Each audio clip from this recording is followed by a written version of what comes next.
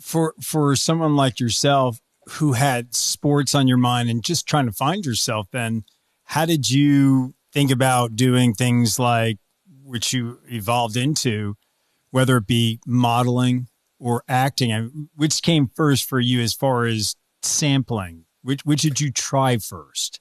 I modeling, really. I mean, I'd always acted like I'd done drama stuff at school. I'd done youth theatre outside of school. I'd done amateur dramatics outside of school. It's not like I hadn't scratched that itch at all. I had, but I didn't take it as seriously as I took sport. So it got to a point where you had to pick one. Are you going to, is your time midweek after school going to be spent training for rugby, or is it going to be spent rehearsing for a play?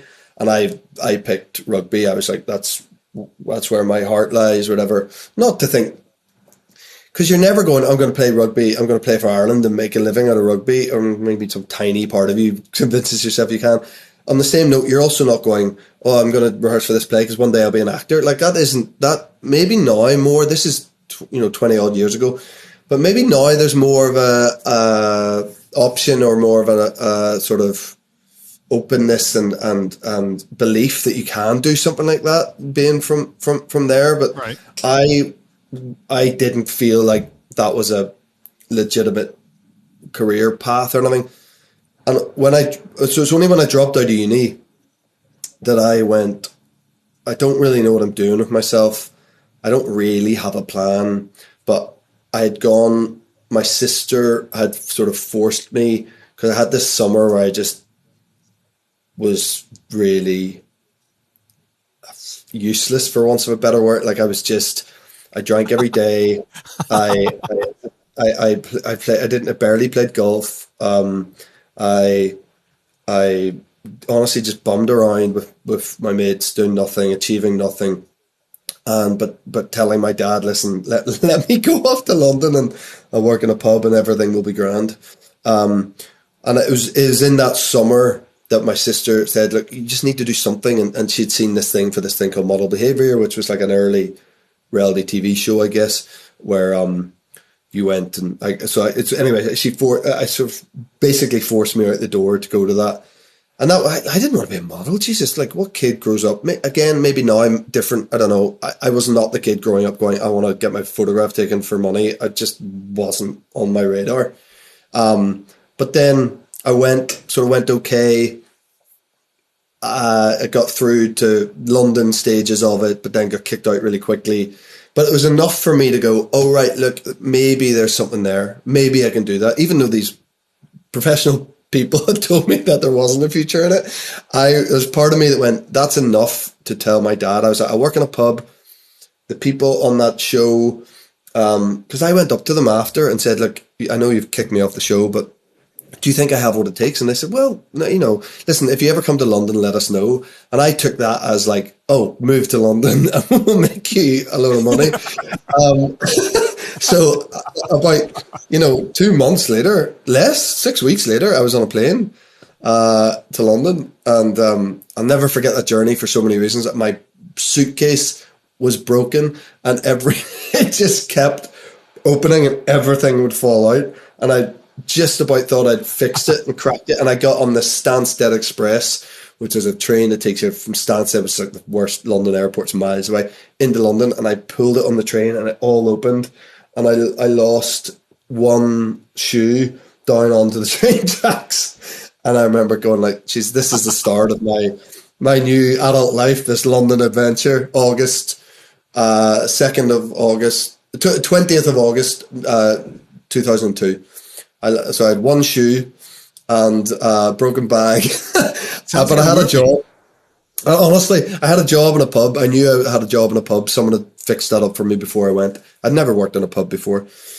But that was enough, and it was enough for my dad. And I went to the modelling agency the day, because I'd been on the show in some way, they wouldn't let me, they couldn't give me a contract or take me on because I'd participated in the show until some date, and that date was 3 months away. So I just worked full time in a pub for 3 months. I could have gone to another agency, but I was a bit like, these were like the biggest one and whatever. So literally on the day that they said I could go, I turned up there and I was like, guys, I'm here. And they're like, what are you doing here? I was like, you told me, you couldn't represent me until this date. And wow, you're really here? And I said, yeah. And the luckiest thing was a woman called Tandy Anderson, who owned the agency, ran the agency, because Select Model Management, huge agency. Tandy happened to be there that day, and she went, "Who's this?" And "Oh, hi, I'm Jamie." And she goes, "I like your face." And I said, "Okay."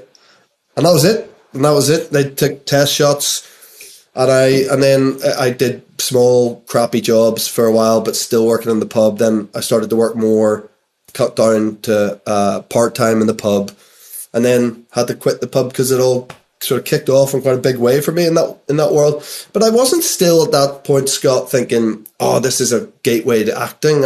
I kind of was, but it was only about a year or two into it that I realized that there was other opportunities maybe through this path. So it was a strange road. Well, you're downplaying also the fact that you were a top model. You kind of matriculated pretty quickly. I mean, what would you say was your first big modeling break? I worked with Bruce Weber a couple of times early on. 3 months after I started, I did like an Abercrombie and Fitch campaign. I'm essentially naked running around the hills of Montauk. Like, it's like boy from Belfast. I was like, what is happening here? But then I did a Calvin Klein campaign that in 2003. That was pretty big, though. It was big. It was with Natalia Vodianova, who was still a big model, but it was like the biggest, like, new sort of supermodel. Lovely Russian girl, really nice girl. And it was a big group thing. It was Natalia. It was very much her campaign, and then a load of like hangers on. And I was very much a hangers on.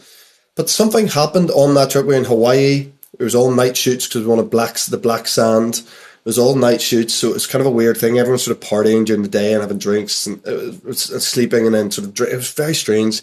Anyway, we were doing the shoot, and the Natalia is this beautiful girl, and she was sort of writhing around in the sand, trying to being very sexy or whatever. And I don't know, there's like all the other boys, they were like, this guy Carl Templer, who's a big stylist, Michael Janssen was a photographer, all these big people are in it, Fabian Baron, who was the art director, were all there, and like, there was just a reluctance to just sort of writhe around in the sand with Natalia. For whatever reason, they were looking at the boys going, is anyone going to, I don't know, there was little Brazilian boys, and they were just sort of staring, and it was very strange. I remember just going, why is no one coming forward? Like, I'll do that. I'll lie around with her in there. That looks great. And I sort of, I essentially raised my hand and said, like, "Coach, I'm ready. Put me in the game." And I sort of put me in. I went in, and we ended up sort of really just Michael Janssen. Suddenly the energy shifted.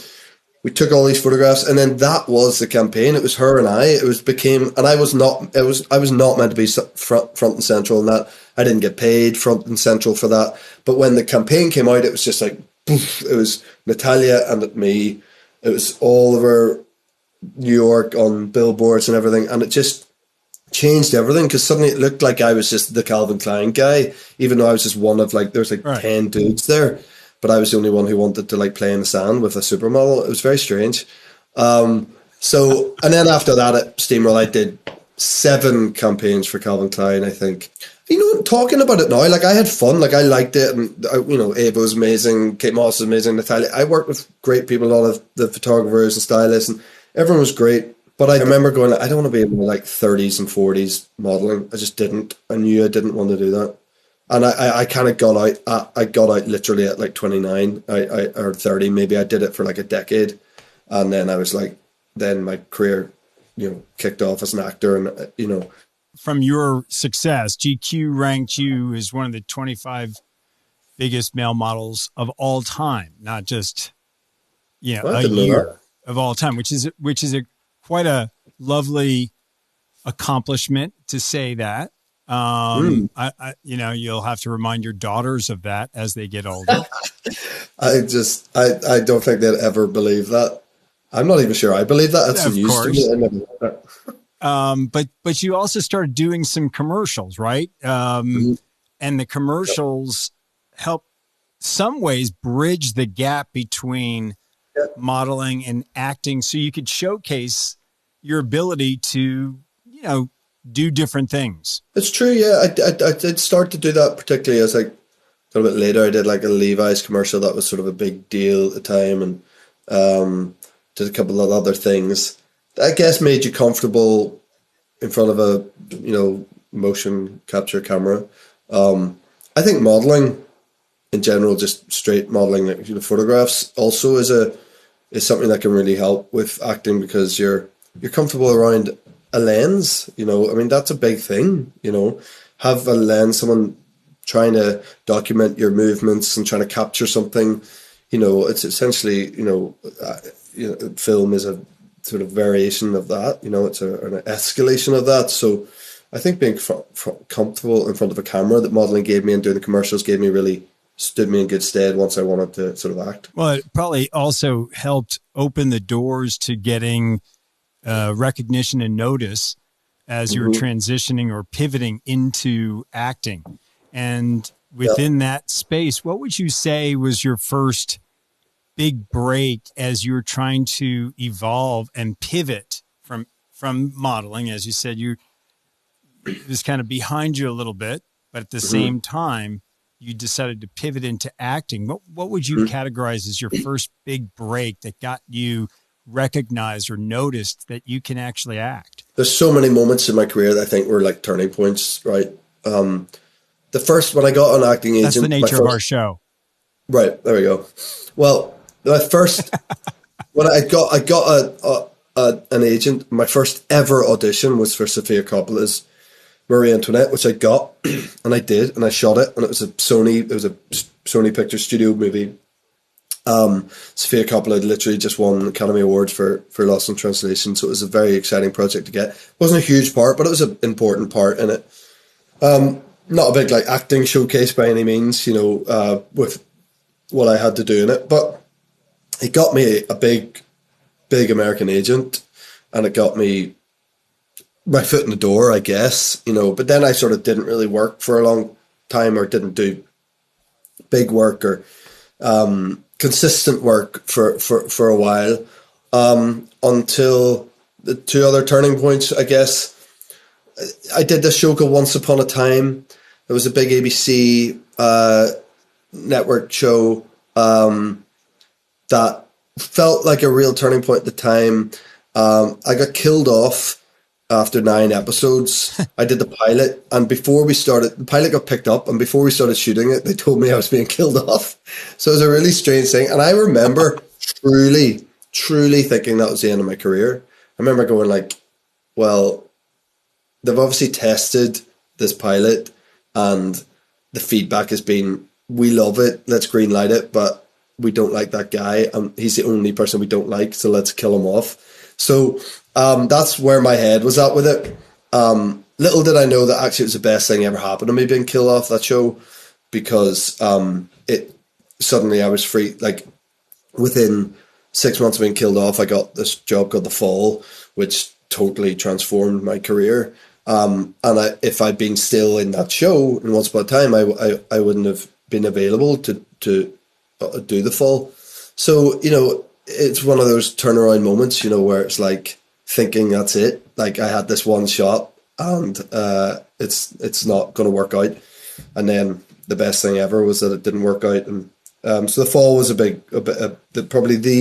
like the biggest turning point. I feel like I've had a couple of turning points in the last 12 months too. It's funny. It's an evolving thing, a career, and you hope that it continues to evolve and grow, and the goalposts keep changing as you get more good things. And I like that about it. I like that about doing this for a living. I like that constant sort of, you're always striving, you're never satisfied. I think that's probably quite a good thing, because it keeps you hungry for it, which is important.